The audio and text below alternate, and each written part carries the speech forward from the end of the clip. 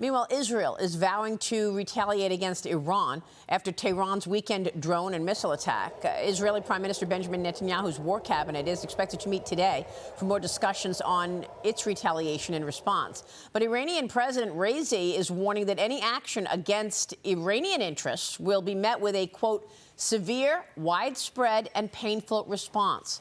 Joining me right now is the exiled Crown Prince of Iran, His Royal Highness, Reza Pahlavi. Your Royal Highness, thanks very much for being here this morning. Good morning, Maria. Good to be back with you. What do you expect will be this severe response that Iran is threatening? Well, first of all, Maria, let's understand one thing. The regime is very weak and vulnerable day by day, and a lot of what it's done lately is mostly to satisfy its base for purposes of domestic consumption. When you come to think of it, we have a situation where Iranians today are facing official 45% inflation. Our currency has been devalued to up to 10,000 what it was at the time of the revolution. People are standing in lines for food and for fuel. Meanwhile, the regime has spent billions of dollars on a so-called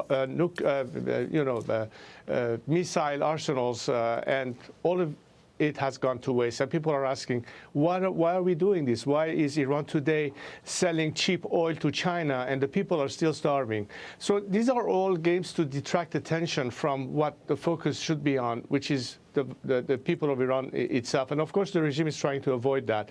It's all part of the same tactic of deflecting attention while maintaining repression at home and still continuing their aggression abroad. And you have been trying to fight for the Iranian people. I'm going to get back to this in a moment because I want to get your take on what catalyst it would take to get them to demand regime change. But let me first get your take on allies and a response from the United States. Treasury Secretary Janet Yellen says that the U.S. plans to impose new sanctions on Iran in the coming days. Watch this. In discussions I've had, all options to disrupt terrorist financing of Iran continue to be on the table. We have been working to diminish Iran's ability to export oil. Clearly, Iran is continuing to export some oil. There may be more that we could do. Reza, she's talking about all these options on the table. They've been on the table for years, and we're still talking about them being on the table. The Biden administration is facing backlash for extending this controversial sanctions waiver last month. It unlocked up to $10 billion in frozen money for Iran. Biden is also making a $6 billion prisoner swap deal with Iran. That, of course, as you know, happened last year. Your Highness, what do you think the Iranian leadership used all that money for? Were they planning an attack? Did they buy weapons and ammunition to attack Israel? But that's exactly what I've been saying the last few months to media and other people, that that's exactly what's going to happen. When you have a regime that is going to use all of its revenue, not on the people of Iran, but to support its proxies, to get more money so they can do that, and of course be emboldened by this kind of appeasement approach, we should not be surprised that we have arrived at where we are today. From the Houthis to Hamas, we have the same problem regionally.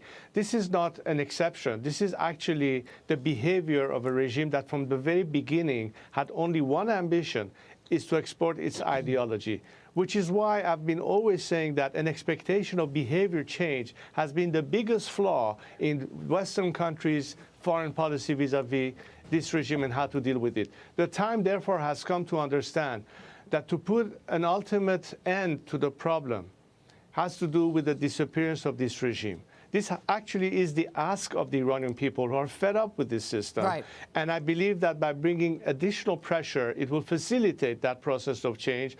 But there also has to be parallel to maximum pressure, which means more sanctions.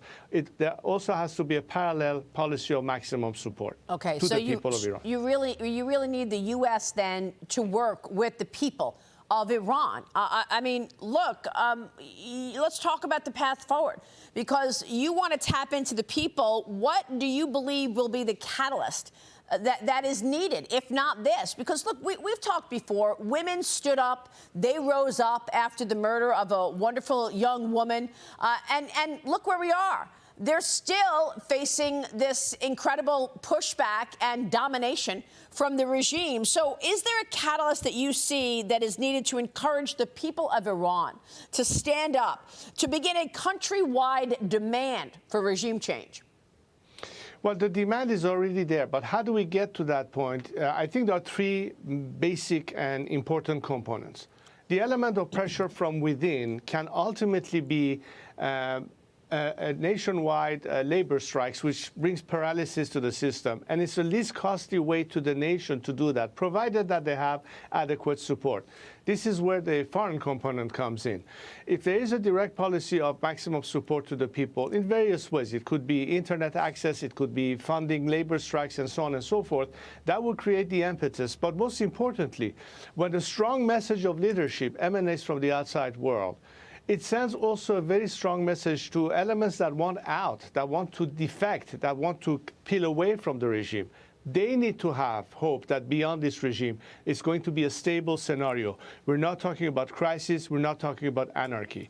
And domestic leadership is important also. And the role that I'm trying to play in all of this is to provide that kind of interim leadership within a constitutional process that will let the Iranian people finally decide what they want.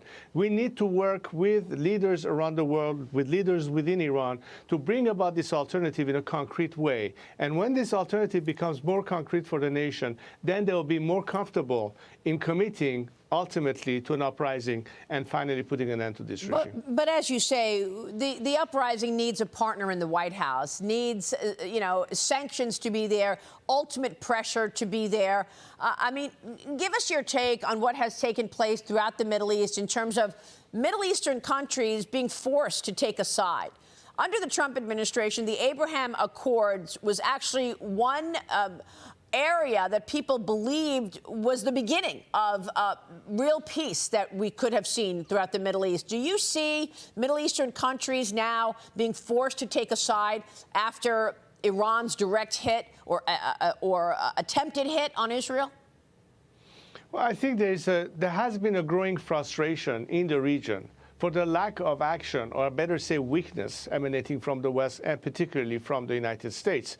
I cannot think for a second that somebody like Mohammed bin Salman in Riyadh, or for that matter, his Israeli counterpart in Jerusalem, will think that now we have to completely shift our viewpoint as to what the role of the Islamic regime is in the area. However, in order for this to happen, there has to be much stronger leadership coming from the West. Washington is key, and of course some key European countries as well. They need to be able to work together. I think that solidarity is very important, because that's exactly what the regime had tried to do in its tactic, some kind of a divide and rule game. This is the time for the world to show very unconditionally that they are not going to put up with this regime behavior any longer. This regime has had over 4 decades time to behave and to come true. It hasn't, only because it cannot. Yeah. It's not in its DNA. That needs to be understood by the world. Meanwhile, however, you have the most natural ally in the Iranian people as boots on the ground, so to speak, who have the very same values and the very same desire that America champions in the name of freedom and human rights. You are talking about not throwing your allies under the bus yet again. This is an opportunity that the world has right now to avoid further conflict, escalation, and God knows what could happen as a consequence. We have the option right now. So beyond being on the table, Maria, take it off the table and implement it. That's right. Well said. Reza Pahlavi, good to see you, sir. Thanks very much. We'll be watching. Thank you, Maria.